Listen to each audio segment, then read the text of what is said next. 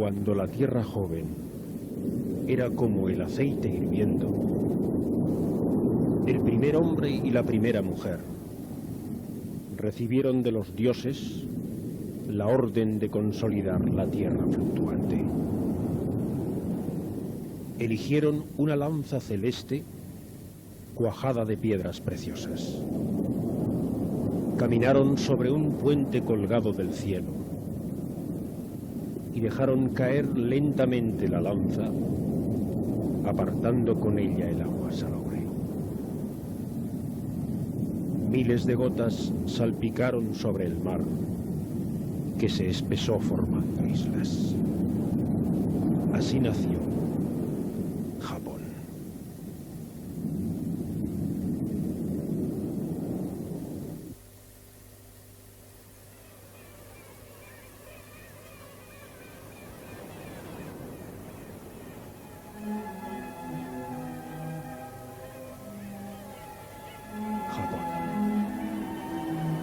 Solo su nombre es como un conjuro para un mundo lejano y fascinante que nos trae a la mente toda la serie de imágenes que forman nuestro concepto del Oriente. Son imágenes de contrastes, de un mundo de choque en el que parecen mezclarse las más refinadas y profundas tradiciones con la dinámica superficial del más avanzado modernismo. Hay que ir al Japón para contrastar esas imágenes, para apreciar en su verdadera dimensión la magia de sus jardines y de sus gentes, para ahondar bajo la caótica superficie en busca de esa poderosa continuidad que es la base de la vitalidad del Japón. Hay que buscar la clave armónica capaz de amalgamar la danza amable y graciosa de una geisha con la imagen cruel y guerrera de un samurái. Hay que dejarse penetrar por la gracia íntima de los jardines zen y por la soberbia grandeza del monte Fuji. Pero sobre todo, hay que ir al Japón para buscar allí en cada cosa, en los bosques y en las cascadas, en las ceremonias del té y en las viejas máscaras del kabuki, su pequeña parte del espíritu universal que lo puebla todo, que hace sagradas las más humildes cosas, que ritualiza cada gesto de una geisha, que llena de poesía cada rincón de una casa o de un paisaje, que alimenta eternamente la siempre amable sonrisa del Japón.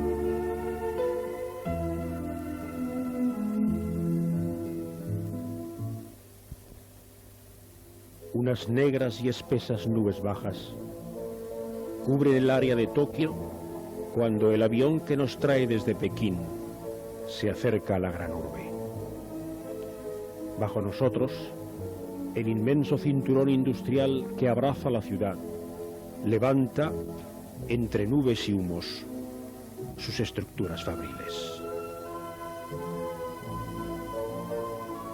Nos acercamos a esa monstruosa condensación humana, a esa fabulosa ciudad de las grandes cifras que es Tokio.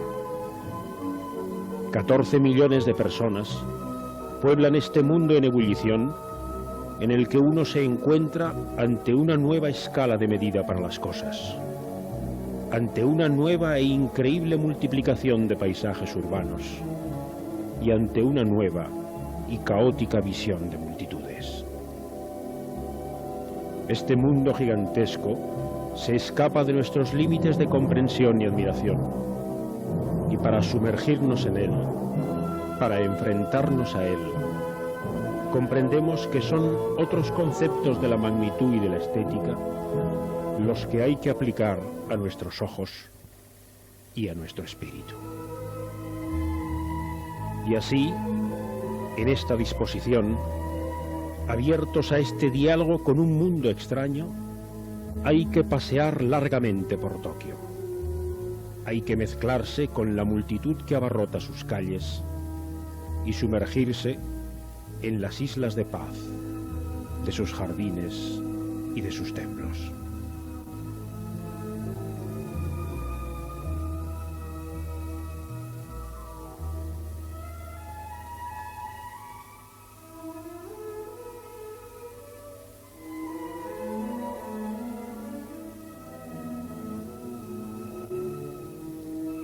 Los poliedros multicolores que coronan los edificios del barrio de Ginza singularizan la imagen irregular del corazón de Tokio, en donde las influencias utilitarias del occidente se diversifican con pinceladas de policromía. No solo los grandes anuncios con caracteres japoneses nos dicen que estamos en Oriente. Hay algo más. Esa cercana presencia de pequeñas calles en las que palpita aún ese aire viejo y tradicional que todas las influencias del occidente no han podido enmascarar y que subyace bajo la capa de modernismo que cubre al Japón. Una capa que se rompe a veces armoniosamente en los viejos templos y monasterios, en los paisajes multiverdes de las montañas y quizás en la intimidad de cada casa y de cada japonés.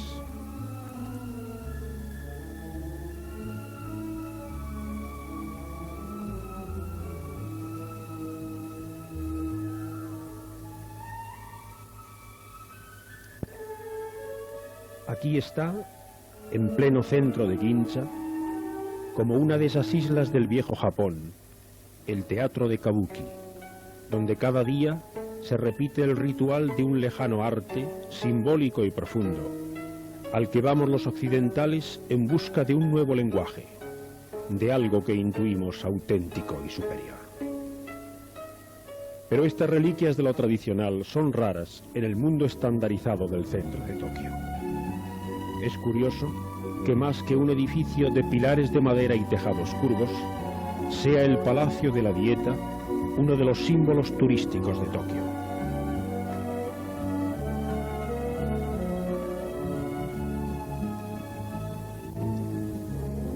Al llegar la noche, Tokio se ilumina con un estallido multicolor. Y en las calles de Ginza, brillantes de luz, millares de anuncios luminosos parecen gritarnos llamadas incomprensibles. Es hermoso pasear por Tokio de noche y dejarse envolver por las luces dinámicas que lo pueblan todo y por las muchedumbres que prosiguen imperturbables su eterno ajetreo.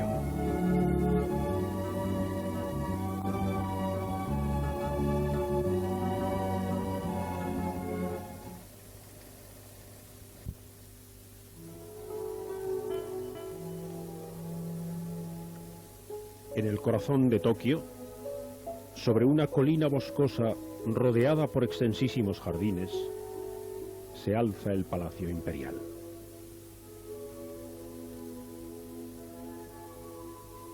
Desde mediados del siglo XIX, en que Tokio sustituyó a Kioto como capital del país, el emperador del Japón ha residido en estos edificios que entrevemos entre los árboles desde una gran explanada exterior a los fosos.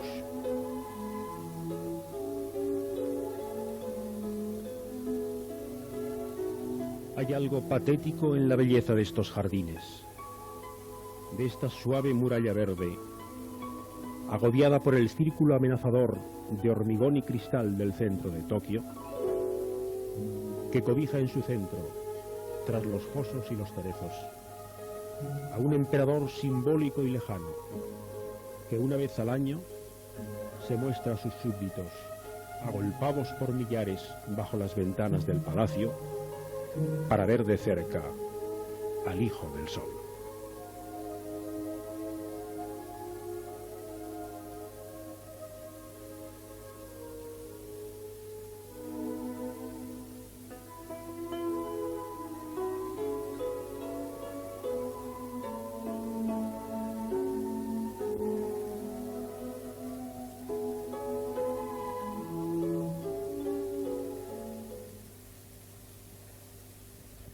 Lo impuro no es grato a la divinidad. Para acceder al recinto sagrado de un monasterio shinto, hay que pasar bajo el gran tori purificador. Hay que dejar atrás cuanto nos haga indignos de participar en los ritos de esta lejana y bella religión. Bajo una fina lluvia que hace solitarios los caminos y acogedores los templos, hemos ido a los santuarios Meiji Toshogu, en Tokio, para sumergirnos en su atmósfera fascinante. Diseminados con un aparente desorden entre las criptomerias sagradas, los viejos pabellones de madera nos dan la imagen frágil e íntima, colorista y sencilla del Shinto. En el edificio central se guarda, en un simbólico espejo, el espíritu de la divinidad, una de las múltiples divinidades en que se manifiesta, sin jerarquía, el hálito vital y trascendente de la naturaleza. El día gris matiza las tonalidades de este ambiente verde, dorado y rojo, punteado en primavera por las efímeras manchas blancas de la flor del cerezo. Y uno se pierde por entre las perspectivas íntimas de los viejos pabellones, de las linternas de piedra y de bronce, de las tablillas y de las hojitas de papel atadas a los árboles por los fieles, como oraciones a la buena suerte recogidas por la naturaleza. La armonía con la naturaleza, esa profunda e inimitable armonía que se respira en los ambientes cristalizados de un santuario shinto, es el fundamento mismo de la estética japonesa.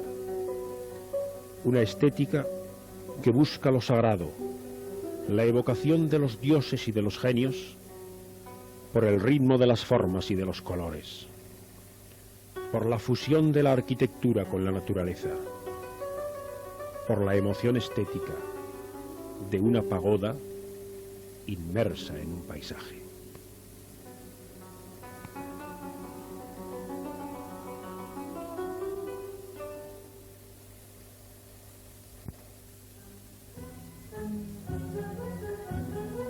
En el año 552 de nuestra era, un soberano de Corea enviaba como regalo al emperador del Japón una dorada estatua de Buda. Este hecho histórico se señala como el punto cero de la introducción del budismo en el archipiélago. A partir de ese momento, con una asombrosa rapidez, sobre un campo estética y espiritualmente abonado, la nueva religión se difundiría por todos los rincones del país. Millares de templos budistas se elevaron en pocos años sobre el Japón, amalgamando las nuevas formas traídas de China con las líneas ligeras y sobrias de la estética tradicional. La nueva espiritualidad trascendente del budismo con el animismo mágico y vital del Shinto. El asombroso poder de asimilación de los japoneses armonizaría de modo admirable estas dos religiones tan dispares, y poco a poco la una se iría impregnando de la otra hasta casi fundirse en el espíritu japonés. En el popular templo de la diosa Kannon, los símbolos búdicos y shintos se entremezclan buscando una doble sacralización. Una fusión de la profunda filosofía budista que trasciende lo terrenal y del pragmatismo mágico y vital del Shinto que busca la felicidad en la naturaleza y en la vida. Las dos ideas religiosas conviven hasta tal punto que el pueblo acude al shintoísmo para las ceremonias de la vida, para el nacimiento y el matrimonio, y se acerca al budismo para enfrentarse a los ritos de la muerte. Jamás, en ningún pueblo, se ha producido una tan admirable y profunda asimilación. una tan bella combinación de ideas religiosas.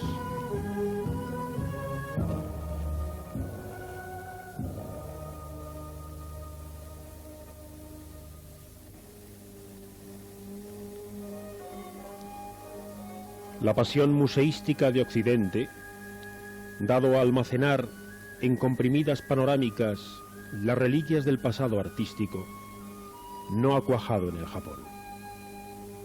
Las piezas maestras de este arte, tan alejado de nuestras concepciones estéticas, de este arte del que difícilmente puede seguirse su evolución técnica, están guardadas en los recónditos tesoros de los templos budistas, en los pabellones dorados de los santuarios Shinto y en los palacios y los castillos esparcidos por todo el Japón. Y a nuestros ojos occidentales se les hace difícil seguir el hilo histórico de este arte disperso y en gran medida intemporal. Hemos ido al Museo Nacional de Tokio para ver al modo occidental, clasificadas en su evolución lógica, las grandes obras del genio artístico japonés. Las más antiguas piezas del arte grande del Japón, la pintura, que guarda el museo, se remontan al período Heian, una de las grandes épocas de la historia del país, que abarca 4 siglos a caballo del año 1000. De esta época nos ha llegado una pintura religiosa de inspiración budista y grandes cuadros profanos hechos para biombos y puertas correderas que testimonian el poderío de la nobleza a que iban destinadas. El estilo de estas pinturas fue llamado Yamato-e, pintura de Yamato, el viejo nombre del Japón.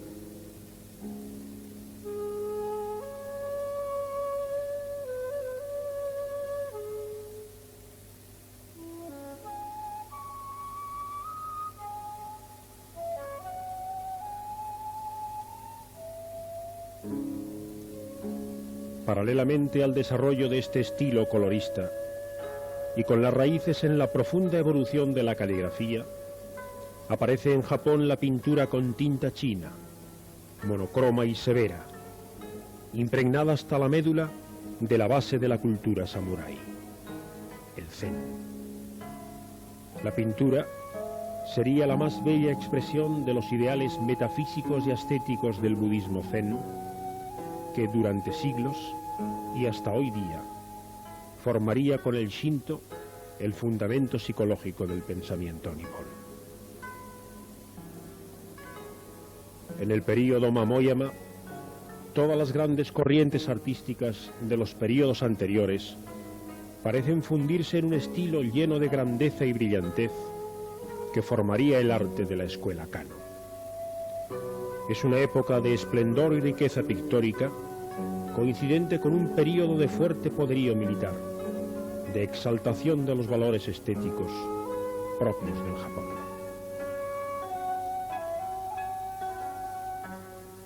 Con el cambio de la capitalidad a Tokio, se multiplicaron las escuelas desgajadas del estilo Kano, bajo los fuertes impulsos tradicionales y progresistas que agitaron la vida artística del Japón moderno.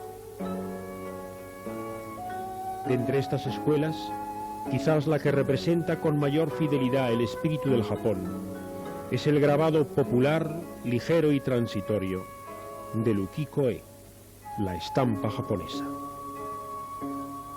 Los nombres de artistas como Utamaro y Hokusai entran con pleno derecho de la mano de estos grabados llenos de encanto y elegancia a formar parte de los grandes nombres de la historia del arte. Pero cuando en el reinado del emperador Meiji el Japón abre sus fronteras al occidente, irrumpen en el arte vientos de imitación de modelos extraños. Lo europeo, con todo su espejismo de progreso material y fuerza económica, impregnaría el arte del Japón, formándose 2 grandes corrientes que informarían hasta nuestros días la vida artística del Japón. Una corriente occidentalizada, con las técnicas y los temas inspirados en Europa, y otra corriente, fiel a la estética, que anima al arte japonés desde sus orígenes.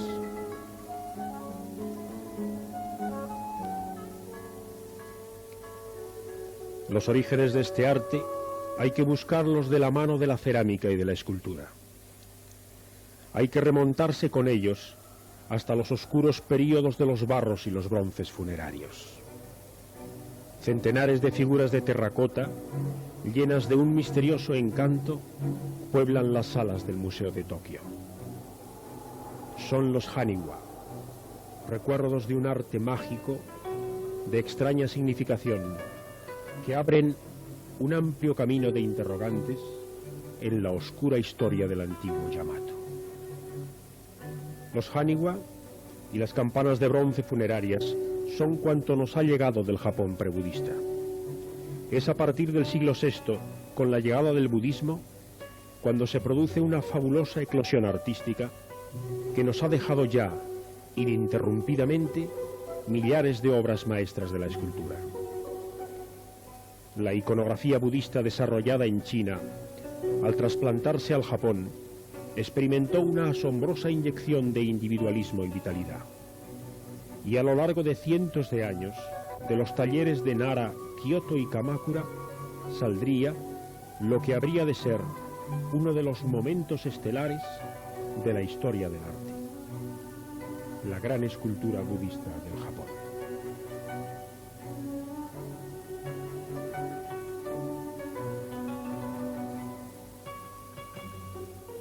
Y junto a estas grandes artes está todo ese mundo encantado y deslumbrante, diminuto y bello, de las porcelanas y de las lacas, de los tejidos y de los pequeños objetos domésticos, en los que, más que en una gran obra de arte, palpita el poético concepto japonés de la vida, en donde nos parece descubrir a esos espíritus individualizados y universales al mismo tiempo, que pueblan hasta las más humildes cosas.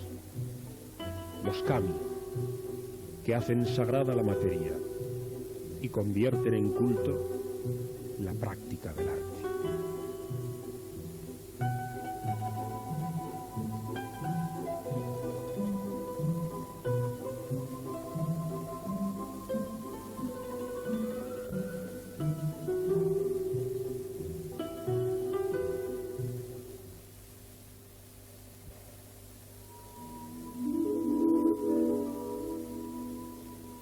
Si no has estado en Nikko, no sabes lo que es la belleza.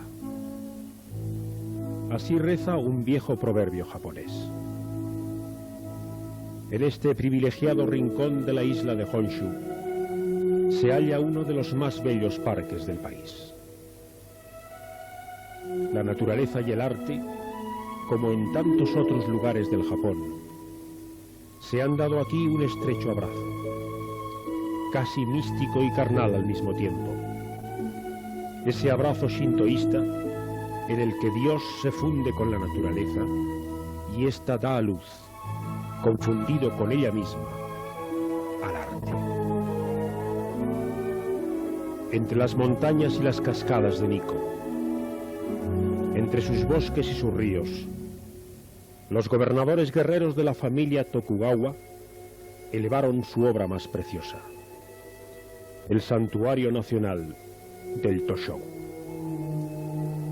Quisieron enterrar aquí, bajo las sagradas criptomerias, al fundador de la dinastía, al gran Ieyasu, quien sacara al Japón de la anarquía feudal, instaurando un poder absoluto, el shogun, que gobernaría con férrea mano al país hasta la revolución de Meiji.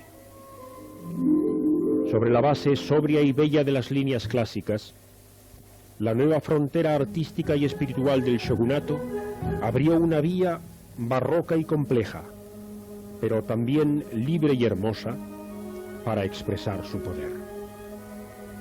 Multiplicó la decoración y los símbolos, sintetizó las dos religiones en una nueva armonía, levantó bellos pabellones y elevó la pagoda a inverosímiles alturas. y convirtió a este rincón de las montañas de Nikko en uno de los más bellos lugares del Japón.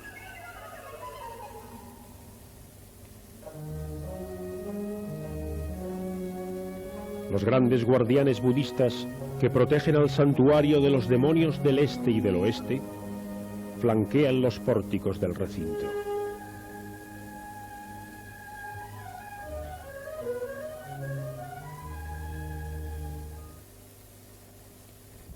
Luego se entra en un laberinto de pabellones irregularmente distribuidos en los espacios abiertos que dejan los grandes árboles, adaptados sabiamente a las irregularidades de la montaña, reluciendo al sol los vivos colores de su decoración.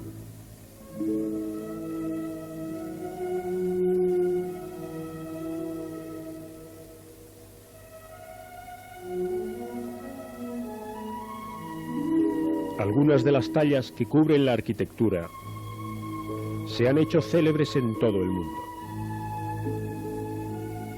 como la de los 3 monos, que desde un friso que recorre el establo sagrado nos aleccionan sobre las virtudes de la discreción.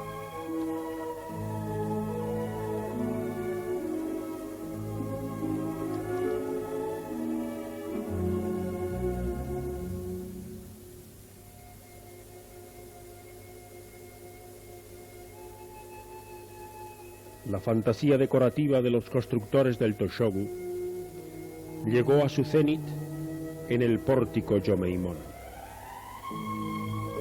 Para decorar la puerta de entrada al santuario interior, al que solo accedían los gobernantes y los sacerdotes, se dio libre suelta a toda la fantasía de que es capaz el arte oriental. Una multitud de fabulosos animales, extraídos de la mitología china, pueblan los inverosímiles frisos de este pórtico incomparable. Trepan por sus columnas y se amalgaman en una selva de motivos animales y vegetales, iluminados por los resplandecientes colores de las lacas. Tras el pórtico Yomeimon se halla el gran santuario dedicado a Ieyasu, el hombre en quien se divinizó la estirpe al recibir el título de encarnación de Buda y convertirse así en figura de culto. La exuberancia decorativa y colorista de los pórticos se multiplica aquí en insospechadas ecuaciones. Subyacen 1000 lejanas influencias bajo la máscara china que lo cubre todo. Bajo los dorados y rojos chinos, las superficies blancas y las líneas negras nos hablan de la sobriedad zen ahogada bajo extraños barroquismos. Y en algún rincón pueden verse motivos de las lejanas tierras del occidente,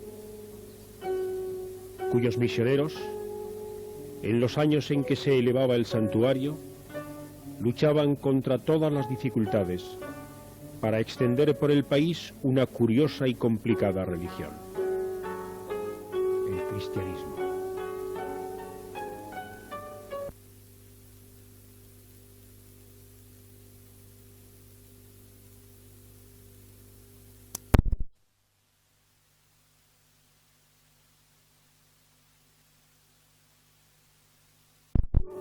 Los artesonados, las pinturas de los muros, los objetos de culto, los vivos colores que lo pueblan todo, contribuyen a crear un ambiente mágico de caja cincelada. Un mundo cerrado y cálido, por el que caminamos descalzos, sintiendo bajo nuestros pies el suave tacto de las esteras rituales.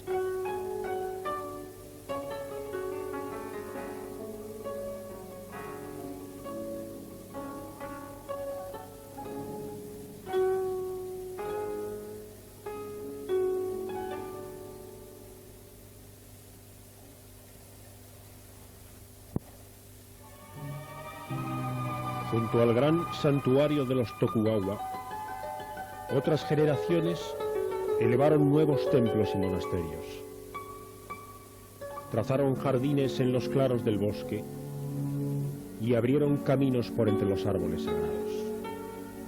Y así la montaña de Nico, metamorfoseando sus árboles, hizo de la madera viva lentamente pilares y aleros, pórticos y pagodas, poblados todos por los kami felices de los bosques.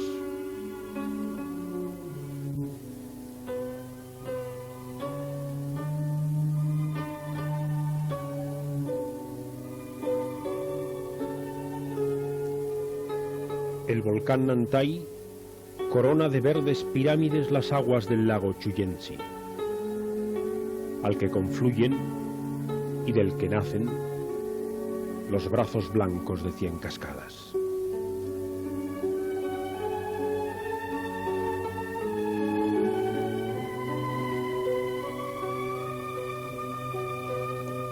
La cascada de la cabeza del dragón salta entre árboles y peñas, salpicando de espumas las últimas laderas del Nantai.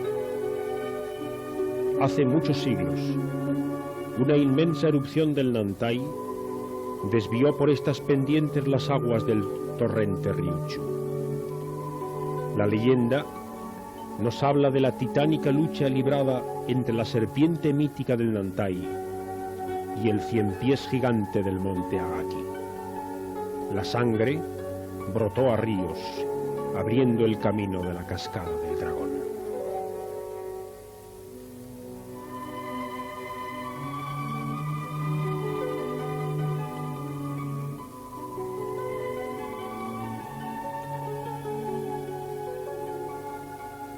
El lago Chuyenzi se desangra al sur por otra bella cascada, alta y grácil, que salta un inmenso circo de rocas y se desploma blanca, hecha jirones de espuma.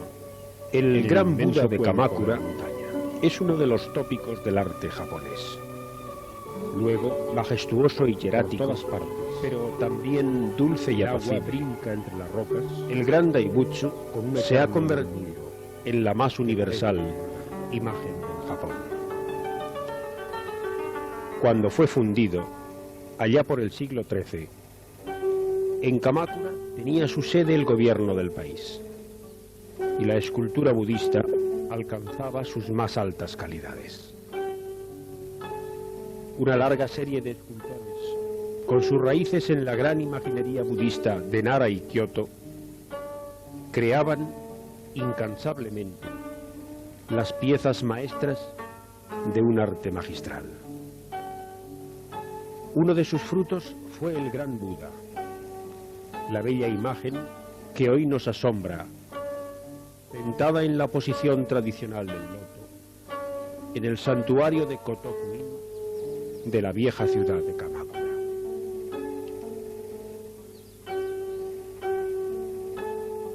Los terremotos destruyeron el edificio de madera que cobijaba antaño al Daibutsu. Y hoy, las perspectivas del gran Buda están enmarcadas por árboles y flores, y también por esos cientos de escolares que con sus sonrisas y sus gorras de colores parecen animar siempre las tradicionales imágenes de los grandes monumentos del Japón.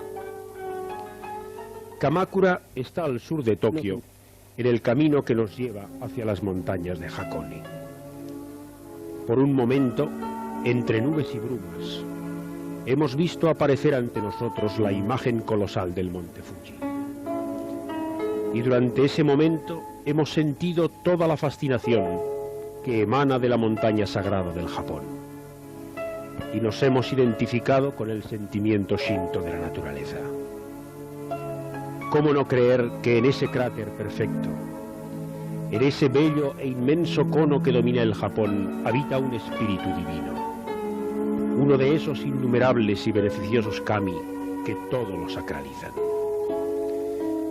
Ante el Fuji, rodeados por las fumarolas de los cráteres de Hakone, uno comprende el porqué de la omnipresencia del Fuji en todo el arte japonés. Y se deja invadir por ese duende del Japón que poco a poco le impulsa a amar a ese país.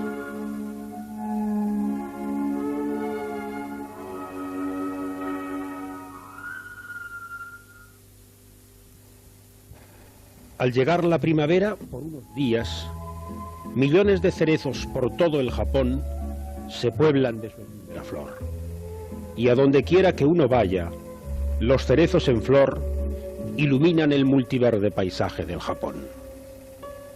Y en las ciudades es la fiesta del cerezo. Ramas y flores de papel adornan las limpias calles del mercado de la ciudad de Atami, a donde vamos para tomar el tren que ha de conducirnos a Kioto.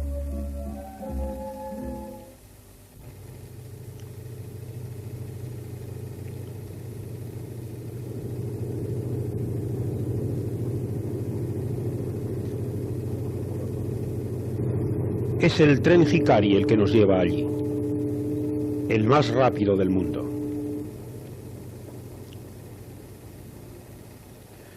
Por las llanuras del centro de Honshu, el tren se lanza a más de 200 kilómetros por hora y pasa ante nosotros, al atardecer, una rápida película de campos de arroz y casas de madera, una visión fugaz del paisaje humanizado del Japón. A fines del siglo VIII, un emperador decidió trasladar la capital, que había sido Nara hasta entonces, a un nuevo emplazamiento. Se consultaron los oráculos y se eligió como lugar propicio el valle de Yamashiro en el centro del país. La nueva capital fue bautizada como Heian-kyo, la ciudad de la tranquilidad, elevándose templos por doquier y enterrándose ritualmente en una colina al oriente un gran guerrero de arcilla para que con su lanza protegiera la ciudad. Había nacido Kioto, que sería, durante más de 1000 años, la capital imperial del Japón.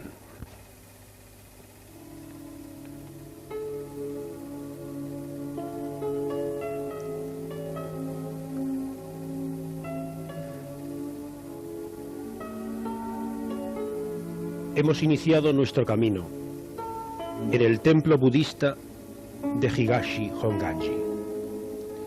Es temprano y solo escasas personas cruzan las amplias explanadas que se abren entre las construcciones del templo.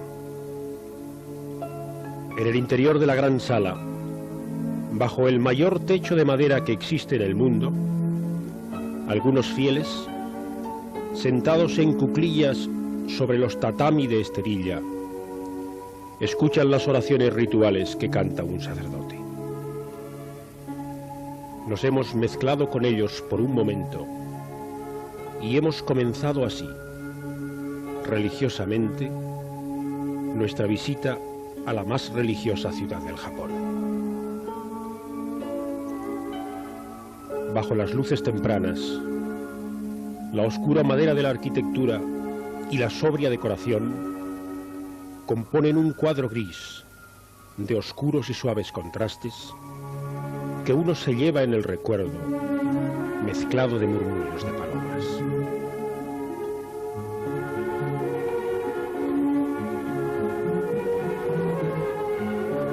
Kioto ha sido el gran crisol artístico y religioso del Japón. Sobre la base del budismo chino que floreciera en Nara, se edificaron en la nueva capital los complejos edificios doctrinales de múltiples sectas. Bajo la aparente uniformidad de los estilos, bajo los mismos tonos pardos de las viejas maderas, hay todo un mundo multiforme en los templos budistas de Kioto.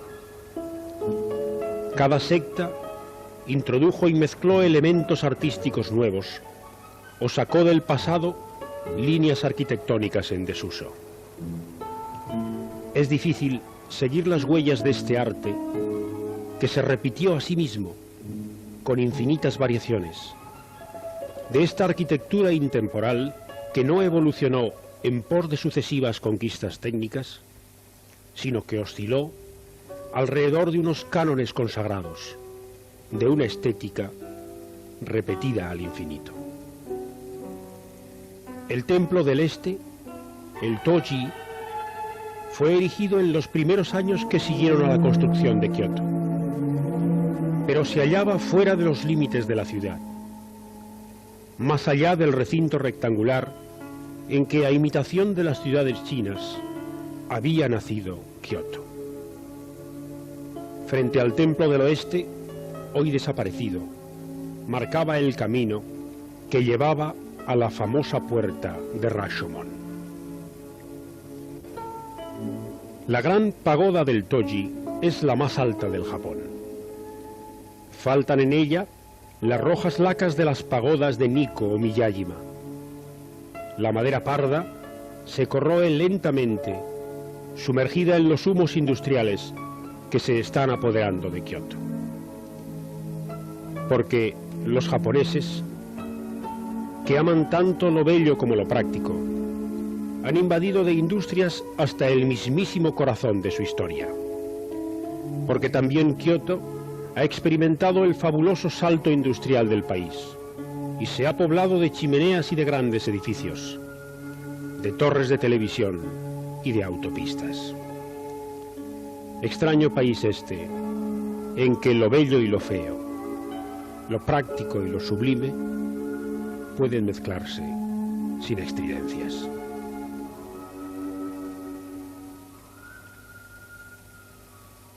Por las calles de Kioto nos salen al paso las casas de madera del tradicional paisaje urbano del Japón. Por su significación artística, las incursiones aéreas de la guerra respetaron la ciudad imperial, y muchas de sus calles mantienen aún la fisonomía intimista del viejo Japón. Hay un encanto singular en la sutil geometría de estas fachadas irregulares, tras las que parece adivinarse una intimidad de roce de sedas, un suave mundo de kimonos y tatamis.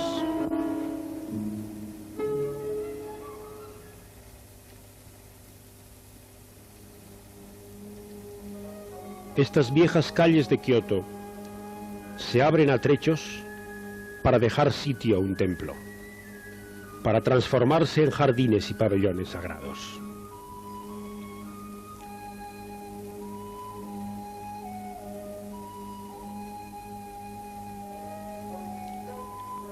En la gran sala del templo de Sanju Sanyendo se alinean 1001 imágenes de la diosa de la misericordia. En esta obra prodigiosa trabajaron durante 100 años todos los grandes maestros de la mejor época de la estatuaria budista. Una gran imagen de Kannon, la de las 11 caras y los 1000 brazos, preside este altar fabuloso en el que se nos pierde la vista sobre un mar puntiagudo de bronce dorado. En un corredor, tras las 1000 imágenes de Kannon, están alineadas las figuras alucinantes de los 28 espíritus subordinados a la diosa. A pesar de su aspecto monstruoso, son benefactores de los hombres.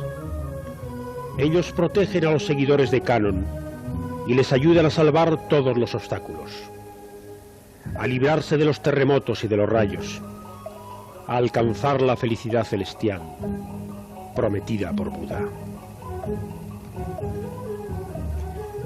Personificación de uno de los 5 modelos fundamentales del panteón budista, en Kannon se venera la luz infinita que emana de Buda, la mirada misericordiosa que hace accesible a la masa sufriente de los hombres la salvación espiritual del nirvana.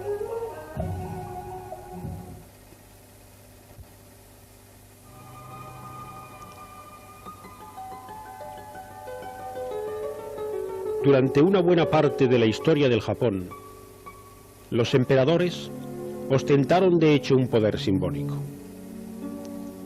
Las revueltas sociales y las dificultades de gobierno por las que atravesó el país a poco de fundarse Kioto fueron la causa de que una poderosa familia aristocrática se hiciera con el poder. Fue esta familia, los Fujiwara, quien gobernó realmente al país durante todo el período Heian. Luego, el poder pasaría a otras familias, e incluso se iría a Kamakura y a Edo, lejos de la aletargada corte de los emperadores. Los Tokugawa, los mismos que elevaron el gran santuario de Nikko, construyeron en Kioto el Palacio de Nijo, rivalizando en grandeza con el propio Palacio Imperial. Es una de las maravillas que conserva la ciudad. Un bello jardín donde alternan estanques y cerezos, rodea los múltiples pabellones del palacio, sumergiéndolos en un ambiente de armonía. Uno no sabe si el paisaje enmarca la arquitectura o si ésta se ha construido para completar, para delimitar las perspectivas de aquel.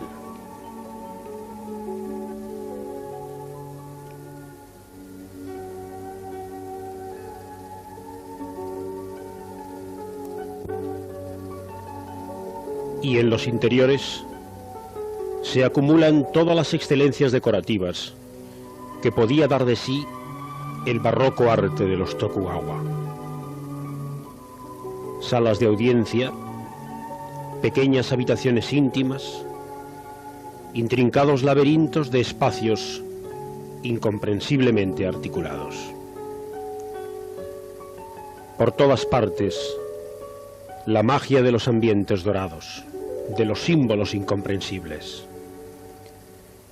La presencia de sombras dulces o guerreras, de geishas y samuráis. Y el oscuro sentimiento de una historia que nos es extraña.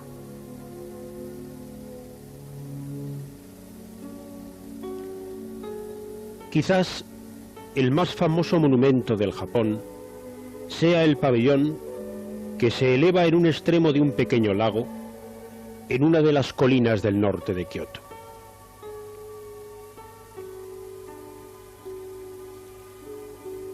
El pabellón de oro ha sido celebrado por su belleza, por la armonía con que se conjuga al íntimo paisaje que le rodea, por cuantos desde el siglo XIV han venido a Kioto para admirarlo. La luminosa decoración de panes de oro, la delicada sencillez de la estructura que se refleja en las aguas del lago, la incomparable gracia de sus líneas, justifican esa celebridad. El pabellón de oro formaba parte de un viejo monasterio zen, de los muchos que se construyeron en Kioto, bajo los cánones artísticos que imponía la atractiva filosofía de esta secta religiosa. Si la fusión con lo natural ha sido siempre consustancial al arte japonés, con la irrupción de los conceptos zen de la vida, se asiste a una dimensión nueva de la armonía del hombre con la naturaleza. Enseña el zen que a través de la meditación puede llegarse a una íntima compenetración con los valores espirituales que se identifican con la naturaleza de Buda. Para facilitar la meditación se busca una nueva arquitectura y sobre todo un nuevo marco para esa arquitectura. Habían nacido así los jardines zen, los frágiles mundos llenos de encanto y simbolismo, que a la sombra de los templos abrían caminos para la meditación. De entre esos jardines, quizás el más singular sea el del templo de Ryoanji, el famoso jardín seco. La capacidad de abstracción del zen, sus posibilidades de hacer expresiva la materia utilizando el mínimo de elementos, alcanza su cenit en Ryoanji. Es un simple cuadrilátero de arena del que emergen 15 rocas, nada más. Lo suficiente para evocar la vieja leyenda china de los tigres cruzando el río con sus cachorros.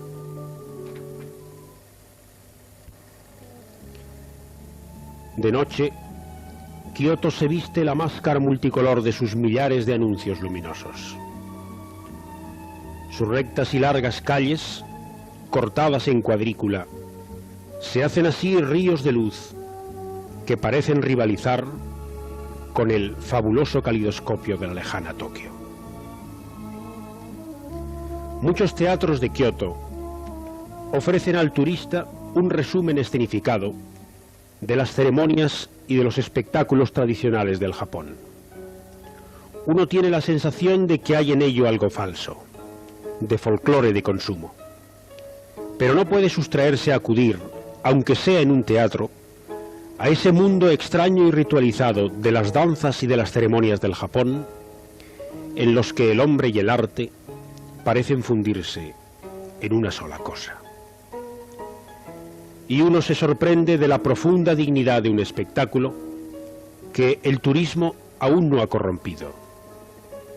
Y casi sin darse cuenta, frente al cuadrilátero de un escenario mágico, uno empieza a sentir la armonía de los sonidos del koto y aprende una lección primera de Ikebana, y se deja llevar por las espectaculares evoluciones del bailarín del Gagaku.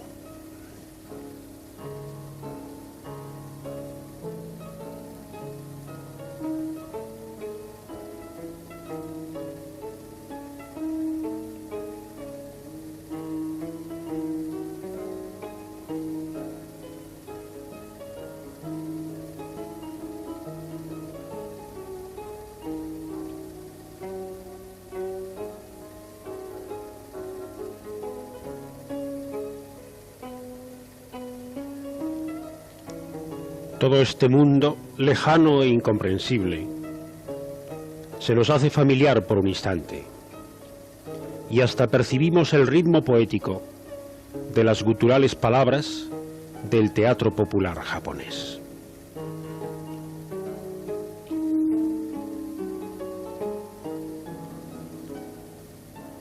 Un chasquido de sedas acompaña la dulce danza del Kiyomai, que las geishas de Tokio ejecutan lentamente, ritualizando cada movimiento, llenando de símbolos el aire a su alrededor.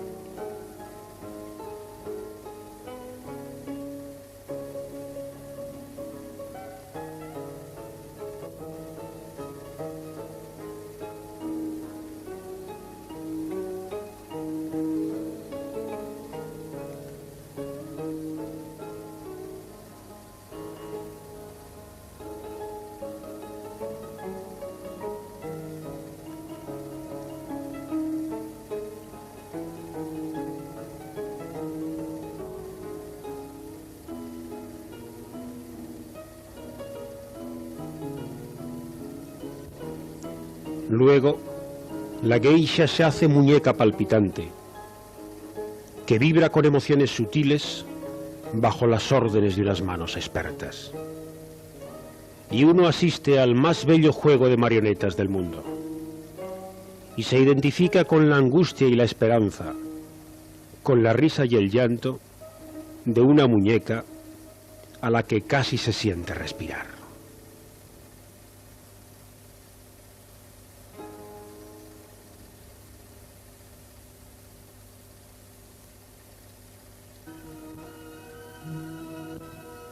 Centenares de ciervos pueblan los senderos que en Nara conducen al gran templo del Todaiji. Un edicto imperial del año 710 de nuestra era mandaba construir la ciudad de la paz, la primera gran capital que bajo el modelo chino se erigía en Japón, cuando ya la cultura continental había calado profundamente en todos los sectores de la sociedad y de las costumbres japonesas. Nara sería el gran centro de esta cultura, el foco desde donde irradiaría a todo el país. El Todaiji, el gran templo de Oriente, es el más hermoso monumento de Nara, pero debe sobre todo su celebridad al gran Buda de bronce que guarda en su interior. de mayores dimensiones que el Daibutsu de Kamakura y mucho más antiguo que aquel, la imagen de Nara, en la oscuridad de su templo, levantando con gesto ritual su inmensa mano derecha, parece llenar de bronce las tinieblas del Todaichi. La majestuosa serenidad de Kamakura se hace aquí gigantismo amenazador, como corresponde a un budismo virgen, no dulcificado aún por el contacto con el amable panteísmo japonés. Aún se conserva el edicto imperial para la erección del gran Buda de Nara. Haremos excavar una alta colina y erigiremos sobre ella un gran templo para que la tierra entera se una a nosotros en la fe de Buda. Que todos se unan a esta empresa y contribuyan a ella con su devoción, con la ofrenda de una flor o de un puñado de arena.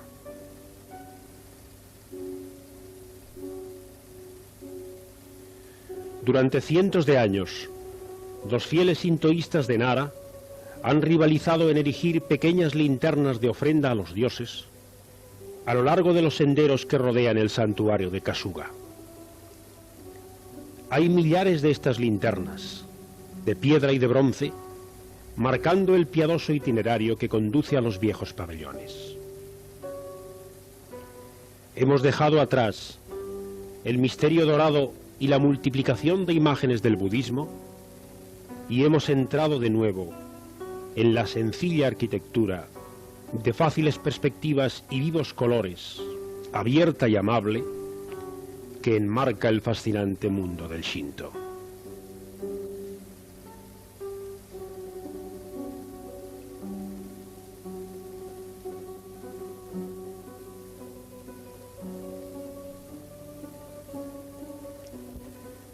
Desde Nara hemos ido hacia el sur. Queremos ver, siquiera sea brevemente, algunas de las ciudades que bordean el mar interior del Japón. Un extraño monumento, con raíces quizá en los prehistóricos barros funerarios, simboliza la Expo 72 en la gran ciudad de Osaka, que hemos atravesado sin detenernos en nuestro camino hacia el mar interior. Más al sur, hemos contenido el aliento ante la silueta del castillo de Himeji. La garza blanca, como llamó un poeta al castillo de Himeji, nos hace meditar una vez más sobre esta asombrosa raza capaz de hacer de una fortaleza guerrera una delicada obra de arte.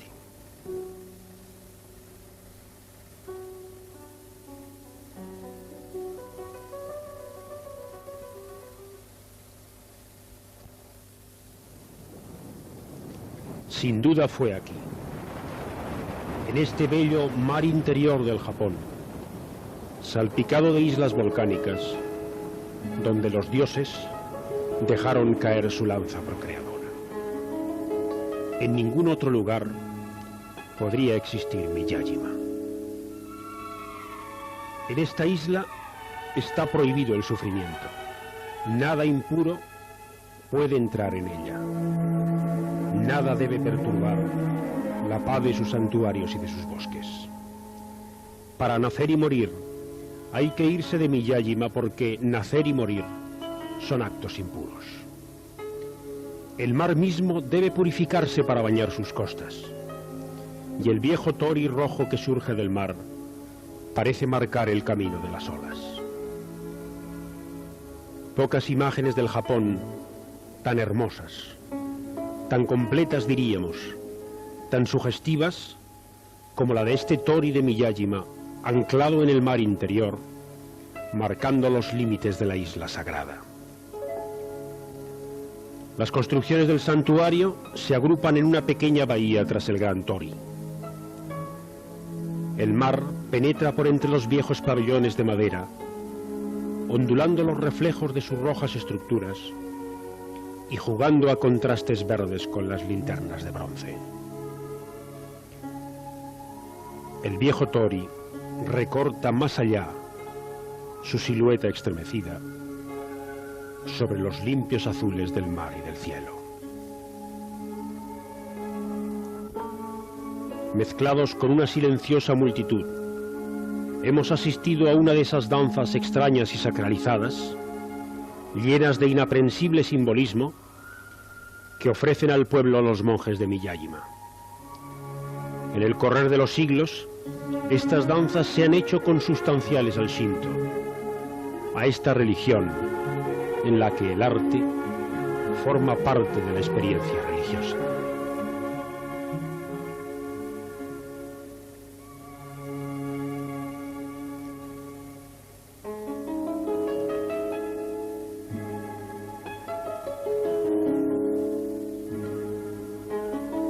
Un laberinto de corredores y pabellones trepan desde el mar, entre el bosque, por las laderas de la colina. Arriba, en un milagro de la arquitectura, todo parece condensarse en la maravilla de la pagoda roja, que entre flores de cerezo y árboles sagrados emerge hacia el cielo en un estallido de armonía.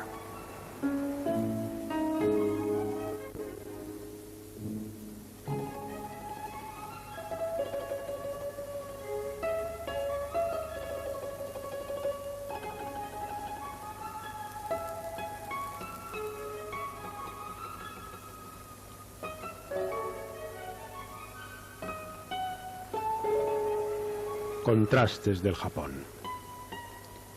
Quizás ninguno tan intenso como el que nos reserva este pequeño rincón del mar interior.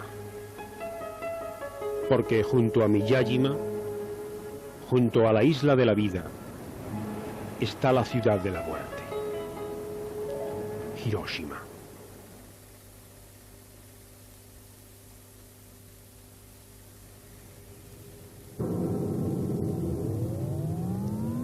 El río Ota se abre en múltiples brazos al atravesar la ciudad de Hiroshima, camino del mar.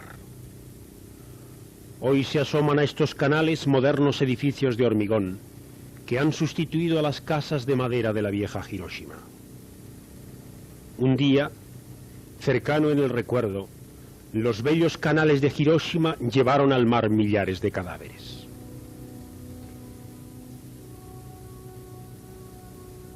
Ese día, el 6 de agosto de 1945, a las 8:15 de la mañana, un avión de la Fuerza Aérea de los Estados Unidos dejaba caer sobre la ciudad la primera bomba atómica. Y en un instante, Hiroshima fue un infierno. Una inmensa bola ardiente se elevó de la tierra. Un sordo temblor la sacudió por unos segundos y gigantescas ondas de fuego y radiación lo arrasaron todo. Materialmente volatilizadas, 80.000 personas sucumbieron instantáneamente en este holocausto gigantesco. Otras 200.000 se encontraron de pronto sumergidas en un mar de fuego y horror que lo envolvió todo. Los supervivientes nos han dejado espantosos relatos de los primeros momentos que siguieron a la explosión. Pero, aún más valiosas, nos han llegado las imágenes, las primeras imágenes de la muerte de Hiroshima. Con un sabor metálico en la garganta, enfrentando ante el horror todos los mecanismos de defensa del espíritu, uno recorre las vitrinas de un museo que ha recogido una muestra alucinante de restos humanos y objetos degradados en el inmenso horno atómico.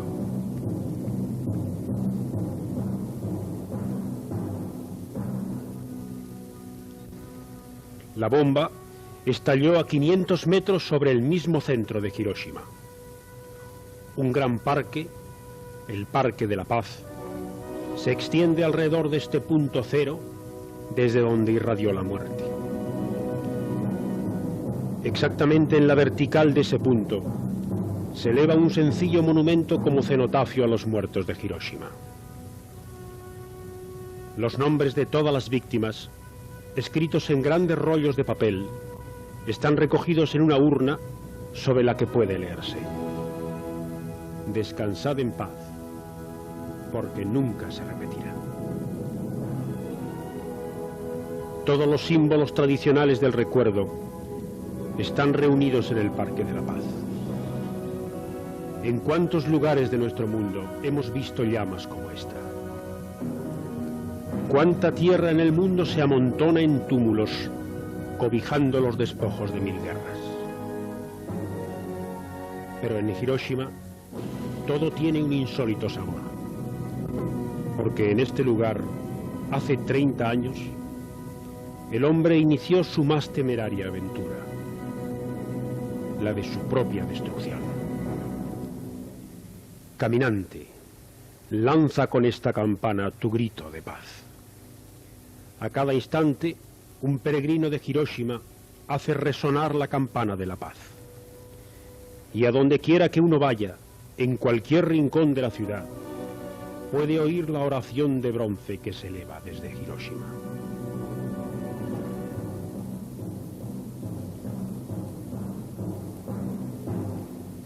Las viejas casas de madera fueron completamente arrasadas por la explosión atómica. Solo algunos edificios construidos de hierro y cemento mantuvieron en pie parte de su estructura. El esqueleto de la Cámara de Comercio se ha conservado tal y como quedó, como un testimonio más del horror de Hiroshima.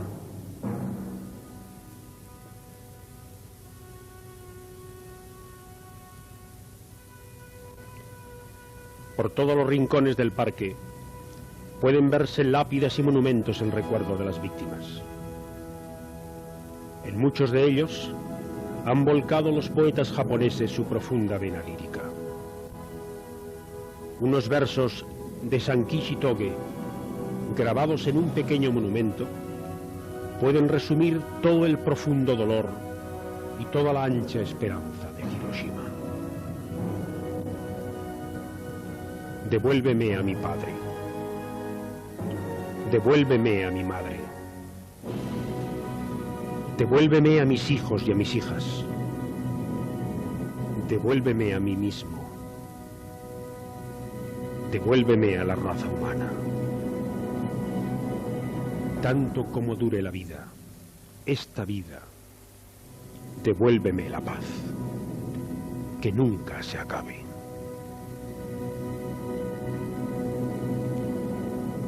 Y la paz volvió a Hiroshima y al Japón. Un día, sobre la tierra maldita que todos creían muerta, los cerezos calcinados de Hiroshima florecieron de nuevo. Y los japoneses se lanzaron a la tarea de reconstruir su ciudad y su país. Los viejos templos arrasados se elevaron de nuevo. Los kami, que por un momento parecieron abandonar al Japón, volvieron otra vez al seno de todas las cosas. Y lentamente, las profundas heridas de la guerra cicatrizaron.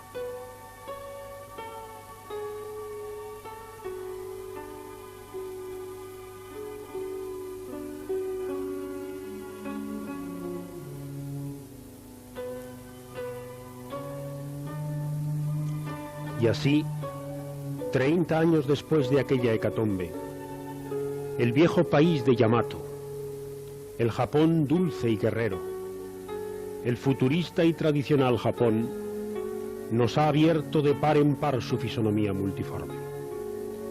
Nos ha mostrado, fundidas en armonía, sus 1000 caras fascinantes. Y en estas lejanas islas, donde Oriente y Occidente se han entrelazado, hemos descubierto nuevos mundos de espiritualidad y de belleza, nuevas formas de pensar y sentir. Y se han abierto ante nosotros nuevos caminos de vida, recorriendo los viejos caminos del Japón.